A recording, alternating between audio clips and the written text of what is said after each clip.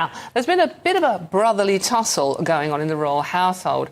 King Charles was given his controversial brother, yeah, one word to describe it, brother Prince Andrew an ultimatum. He's threatening to cut ties if he doesn't move out of his 30-room royal lodge in Windsor. Well, joining me now is royal commentator and broadcaster Rafe Heydel-Mankoo. Rafe, thank you very much for joining me on a very special day because, Rafe, I'm raising a toast because it is your birthday today. So happy birthday. Thank you so much. I'm not going to sing because I don't hate you that much. I don't hate anyone that much to sing. But happy birthday. And that's very kind indeed. For coming in on your big day. Now, front page of the Sun today. The royal squatter. King tells Andy to quit lodge.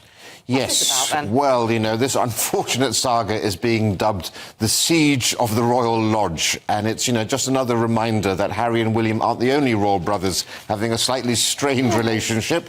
I mean, the King loves his brother very much, the Duke of York, but certainly they've had some awkward encounters in recent years as the King's had to deal with the fallout from his brother's relationship with the criminal Jeffrey Epstein.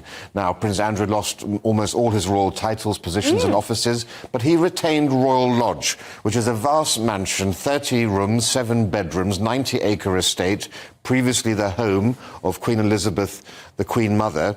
And unfortunately, now that he's no longer a working royal, the security is being funded by the King personally to the tune of £3 million, on top of which there's also a living allowance that Prince Andrew receives from His Majesty. And the King, of course, is very keen to keep costs low and to make the monarchy value for money. And so he thinks it's much more advisable for the Duke of York, who lives there with his ex-wife, Sarah, Duchess of York, to move to Frogmore Cottage, which, of course, is now vacant following the departure of Harry and Meghan. They made some important refurbishments of the place, so it's ready to move into. And most importantly, that's actually within the Windsor estate, so there's no security bill attached to it because they already get the royal security from that. There's also a growing belief that perhaps the Prince and Princess of Wales will be better off living in Royal Lodge rather than their 4-bedroom Adelaide cottage, given the size of their family. So there are great reasons there, really, why the King wants Prince Andrew to move out. Because, I mean, this is being billed as a sort of like a battle between the brothers.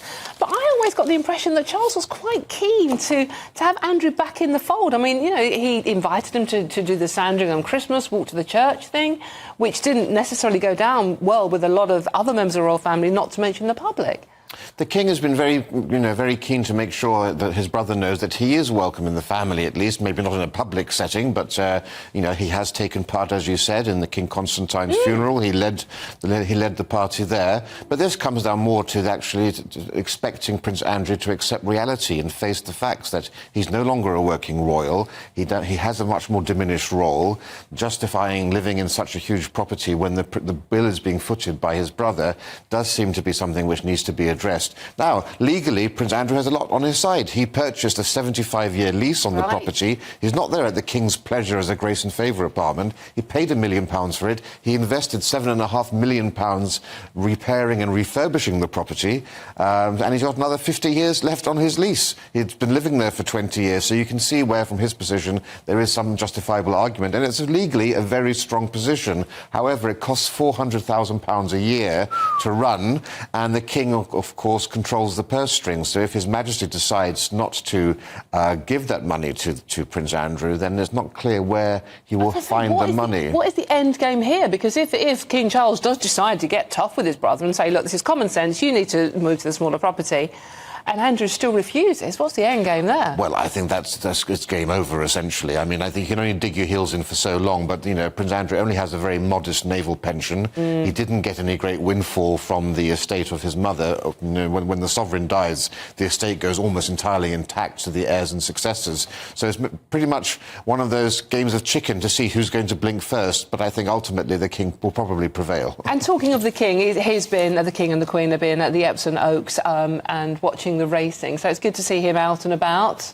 Yes, Good and of course we've got message. great news coming up. Of course, we have the King's birthday later this month, where His Majesty will be attending in the carriage, not on horseback, but that's going to be wonderful to see. And rumours now also that there may be a chance sighting of the Princess of Wales as well, who, if she feels up to it, may make an appearance from the usual balcony from which she watches. That would be lovely. Well, she had, previously she's been a participant as Colonel-in-Chief of the Irish Guards. We saw her in a wonderful green dress last time, but she may make an appearance at a window this We're on this wonderful occasion. to see. Rafe Heydel-Mankoo, thank you very much.